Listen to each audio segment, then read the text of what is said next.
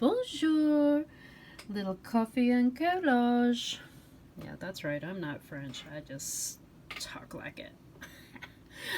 Anyway, I don't know if you can hear it, probably not, but it is actually raining out this morning and I am just thrilled. I love the rain, it is my favorite. And I live here in Florida, and unfortunately, I often wake up and open up the blinds and think, oh, another day of relentless sunshine. Well, that's only because it's Florida, right? And I guess a lot of people would love that, but I love the rain, and so this morning I am reveling in it.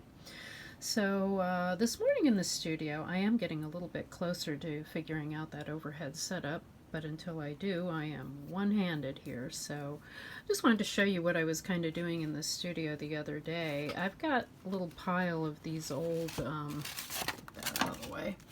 I got this little pile of old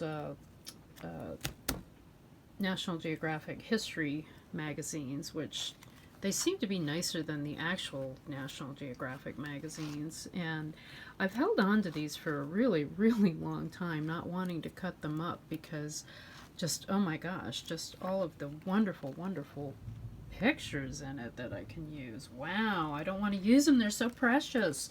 Do you ever feel that way about some of the stuff that, oh, look at those, yummy, yummy, yummy. So do you ever feel that way about, now see this one, I don't know if I'd use that whole thing, maybe I would use just that much of it. So, but do you ever feel that way about some materials that you have, like, oh, this is just too precious, I can't use it?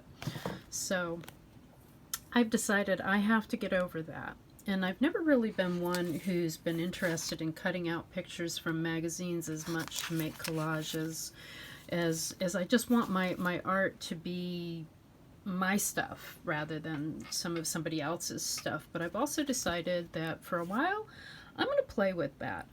That's part of why I did this book where I started gluing the pages together, which I showed you the other day, the travel journal that, you know, and by the way, you can do this with anything. You can do it with an old dictionary or an old picture book or anything. You can pick up tons of them at garage sales, thrift stores, and whatnot. But anyway, while I was waiting for the pages to dry the other day, I started flipping through this book and finding some really fun little things, and I just spent time cutting them up and trimming them. I'm not quite done with that one, am I? But look how cool that is. I don't know. I'll do something with that eventually. Fun, fun. But the thinking behind going ahead and taking the time to cut these things up is that if I were just flipping through a magazine like this while I was working on the collage, I would not have the patience to sit and cut up something like, say, these wonderful little gloves. Look how cool those are. Sorry for the light problem there. But look how cool those are.